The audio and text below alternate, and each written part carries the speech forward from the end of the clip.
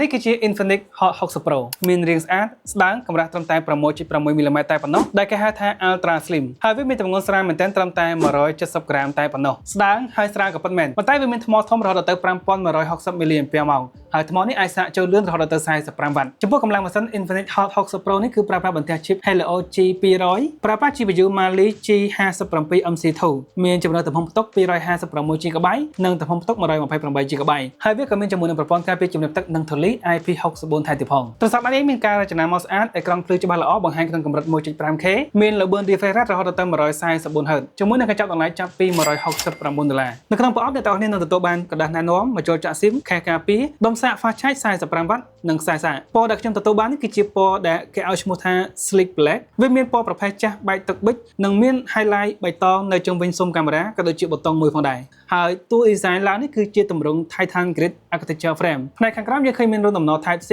រន្ធកាស 3.5 មីលីម៉ែត្រដែលអ្នកទាំងនេះអាចធ្វើការដោតកាសស្ដាប់សំឡេងតន្ត្រីឬក៏លេងហ្គេមកម្សាន្តបានចំពោះស្លោ SIM card គេដាក់នៅផ្នែកខាងឆ្វេងខិតលើបន្តិចហើយគេប្រមូលប៊ូតុងទាំងអស់ដាក់នៅផ្នែកខាងស្ដាំអញ្ចឹងវាងាយស្រួលមែនទែនសម្រាប់អ្នកដែលប្រើប្រាស់ជាមួយដៃខាងស្ដាំគឺយើងអាចបញ្ជាតែមេដៃមួយទេដើម្បីគ្រប់គ្រងប៊ូតុងបានទាំងអស់ចំពោះការរៀបចំប៊ូតុងគឺប៊ូតុង power គេដាក់ចំនៅកណ្ដាលប៊ូតុងដំឡើងនិងបន្ថយសំឡេងគេដាក់នៅផ្នែកខាងលើហើយប៊ូតុងពណ៌បៃតងឆើតនេះគឺជាប៊ូតុងដែលមានឈ្មោះថា one tap ប៊ូតុងនេះអាចយើងចូលទៅកាន់មុខងារ AI ដោយចុចឲ្យជាប់យើងអាចធ្វើការកំណត់មុខងារតាមរយៈការចុច2ដង double tap ហើយការកំណត់នេះគឺយើងអាចកំណត់នៅក្នុង setting បានហើយចំពោះការចុចឲ្យជាប់គឺយើងចូលទៅកាន់មុខងារ Infinix AI ឬគេឲ្យឈ្មោះថា Folex ហើយមុខងារ AI នេះខ្ញុំនឹង detail នៅពេលបន្តិចទៀតចំពោះខាងលើមាន room speaker មួយគ្រាប់ថែមទៀតអញ្ចឹងហើយបូកចូលគ្នាទៅវាជា stereo speaker បញ្ចេញសំឡេងបានល្អមែនទែនពីរោះរំដំហើយសំឡេងជះមកគឺស្មើដែលវាអាចកំដរយើងក្នុងការទស្សនាភាពយន្តនិងការលេងហ្គេមបានយ៉ាងប្រសើរជាមួយនឹង speaker stereo នេះចំពោះក្នុងខាងក្រោយយើងឃើញគេតម្រៀបកាមេរ៉ាជាបញ្ឈរមើលទៅស្អាតមែនទែនហើយ material ផ្នែកខាងក្រោយនេះគឺរលោងចាំងស្អាតនិងមិនចាប់ស្នាមម្រាមដៃនោះទេ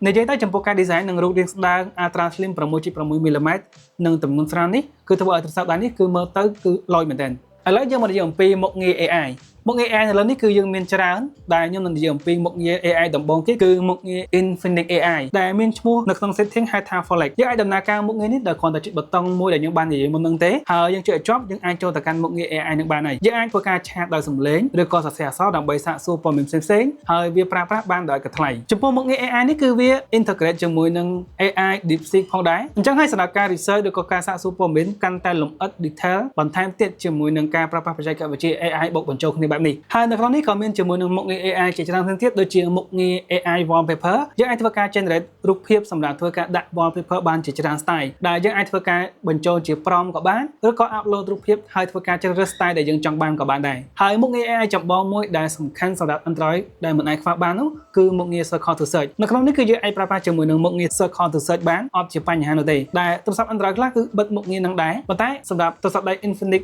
Hot 60 Pro នេះគឺវាអាចដំណើរការបានជាមួយនឹង AI នេះចំពោះអេក្រង់ទូរស័ព្ទដៃ Infinix Hot 60 Pro នេះប្រើប្រាស់ទំហំអេក្រង់ 6.78 អ៊ីនហើយអេក្រង់នេះគឺមានឈ្មោះថា Super Resolution Eye Comfort Display វាជាប្រភេទអេក្រង់ AMOLED ដែលវាបង្ហាញកម្រិតពណ៌រហូតដល់ទៅ 1000 លានពណ៌មានល្បឿន refresh rate 144Hz បង្ហាញក្នុងកម្រិត 1.5K ពន្លឺចាស់ភ្លឺបំផុតរហូតដល់ទៅ 4500 nit ផងដែរអេក្រង់នេះអាចឲ្យយើងលេងហ្គេមទស្សនាភាពយន្តនិងការកម្សាន្តផ្សេងៗបានយ៉ាងត្រជាក់ភ្នែកនិងមានភាពងាយស្រួលដែលវាមានបច្ចេកវិទ្យាជាច្រើនដែលធ្វើឲ្យយើងកាន់តែមានភាពងាយស្រួលទៅលើការប្រើប្រាស់លើទូរស័ព្ទដៃនិងការមើលលើអេក្រង់មួយនេះអេក្រង់នេះក៏មានជាមួយនឹងបន្ទះ fingerprint នៅលើអេក្រង់នេះផងដែរអញ្ចឹងយើងអាចប្រើប្រាស់ជាមួយនឹងប្រព័ន្ធសុវត្ថិភាពដោះសារនឹងមានភាពងាយស្រួលនិងលឿនរហ័សថែមទៀតផងនៅលើនេះក៏មានបច្ចេកវិទ្យា Wet Oil Hand Touch ដែលអាចឲ្យយើងប៉ះបញ្ជាទោះបីជាមានសំណើមឬក៏មានប្រេងក៏ដោយហើយវាក៏មានសមត្ថភាពជាច្រើនផ្សេងទៀតដូចជា Sleep Aid Mode AI Gaming Protection ក៏ដូចជា Low Light Hardware Protection ថែមទៀតផងអេក្រង់នេះក៏ទទួលបានជាមួយនឹងការការពារដោយកញ្ចក់ Corning Gorilla Glass 7i ដែលវាមានភាពធន់ជាងចំនួនមុនហ្នឹង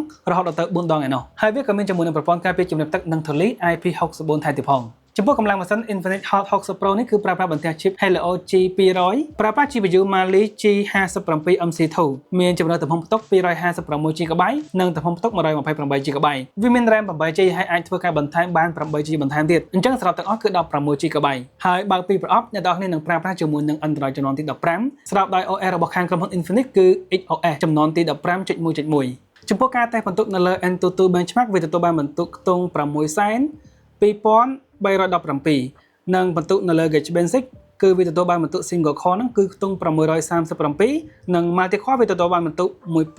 1796 បន្ទាប់ពីនេះស្រាទូរស័ព្ទដៃតម្លៃក្រោម$200គឺមិនទាបនោះទេប៉ុន្តែវាអាចយើងធ្វើការប្រើប្រាស់ទូទៅការកំសាន្តផ្សេងៗនិងការលេងហ្គេមជាដើមគឺស្មូតរលូនល្អបានហើយចំពោះការលេងហ្គេមនៅលើទូរស័ព្ទដៃនេះគឺមានជាមួយនឹងមុខងារ Gaming Mode ដែលអាចយើងដំណើរការហ្គេមហ្នឹងកាន់តែប្រសើរមួយកម្រិតទៀតចំពោះមុខងារ Gaming Mode គឺអាចដំណើរការជាមួយនឹងកម្មវិធី Xboost ឬក៏កម្មវិធី X Arena ដែលរាល់ហ្គេមដែលយើងបានធ្វើការទាញយកទាំងអស់វានឹងរុញទុកនៅក្នុងកម្មវិធីមួយនេះយើងអាចធ្វើការ custom ទៅលើ performance setting ផ្សេងៗនិងការកំណត់មួយចំនួនឲ្យកាន់តែប្រសើរនៅក្នុងមុខងារ Gaming Mode មួយនេះតាមរយៈកម្មវិធី X Arena នេះគឺវាមានជាមួយនឹងមុខងារបន្ថែមជាច្រើនទៀតដូចជាមុខងារ AI Voice Changer គឺជាមុខងារបដូរសំឡេងដែលយើងអាចធ្វើការផ្លាស់ប្ដូរសំឡេងយើងហ្នឹងពី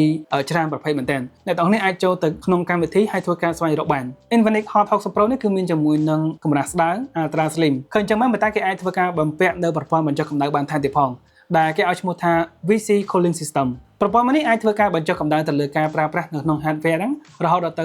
8% នេះបើតាមការបញ្ជាក់ពីគេហទំព័រផ្ទាល់ហើយនៅក្នុងនេះក៏មានជាមួយនឹងមុខងារជាច្រើនទៀតដូចជាមុខងារ Outdoor Booster សម្រាប់ទប់កម្ដៅនិងការប្រើប្រាស់ផ្សេងៗទៀតចំពោះទំហំថ្ម Infinix Hot 60 Pro នេះគឺមានទំហំថ្ម5160 mAh ហើយថ្មនេះគឺអាចធ្វើការសាកលឿនបានរហូតដល់ទៅខ្ទង់45 វ៉ាត់ជាមួយនឹងដុំសាកដែលបានពីក្នុងប្រអប់ផ្ទាល់វាអាចឲ្យយើងធ្វើការប្រើប្រាស់បានយូររហូតដល់ទៅ1ថ្ងៃពេញហើយចំពោះដុំសាកផ្ទាល់វាក៏មានជាមួយនឹងប្រព័ន្ធការពារក្នុងការសាកផងដែរដែលគេឲ្យឈ្មោះថា Charging Liquid Detection អញ្ចឹងនៅពេលដែលមានសំណើមឬក៏មានផ្អែកផ្សេងៗវាអាចធ្វើការ detect បានដោយវាផ្ដាច់ប្រព័ន្ធមិនឲ្យមានការឆ្លងទៅលើទូរស័ព្ទនោះទេទូរស័ព្ទដៃ Infinix Hot 60 Pro នេះគឺមានកាមេរ៉ាកូទំហំ50 megapixel មាន aperture f1.6 ថតបានច្បាស់ល្អយើងអាចធ្វើការថតក្នុងកម្រិត1គុណនៅក្នុង focal length 27 mm និងកម្រិត2គុណបានច្បាស់ល្អថែមទៀតផងទូរស័ព្ទនេះយើងអាចធ្វើការថតវីដេអូក្នុងកម្រិត 2K 30 frame វាក៏មានជាមួយនឹងមុខងារជាច្រើនដូចជាមុខងារ Night Mode មុខងារ Portrait ក៏ដូចជាមុខងារ AI សម្រាប់ធ្វើការថតរូបហើយមិនត្រឹមតែប៉ុណ្ណោះវាក៏មានជាមួយនឹងមុខងារ Vlog Mode ចំពោះកម្មវិធី Vlog Mode នេះគឺវាអាចឲ្យយើងធ្វើការថតនៅក្នុង sequence ដែលបានធ្វើការកំណត់រួចជាស្រេចមានទាំង play ហើយនឹងមានទាំង effect ថែមទៀតផងអញ្ចឹងហើយនៅពេលដែលយើងថតអត់ចាំបាច់ធ្វើការកែកុនច្រើនទេគ្រាន់តែថត follow ទៅតាម template នីមួយៗហើយយើងអាចធ្វើការទាញយកនៅក្នុងកម្រិត Full HD បានអញ្ចឹងតែនេះគឺជារូបភាពនិងវីដេអូដែលខ្ញុំបានថតចេញពីទូរស័ព្ទដៃ Infinix Hot 60 Pro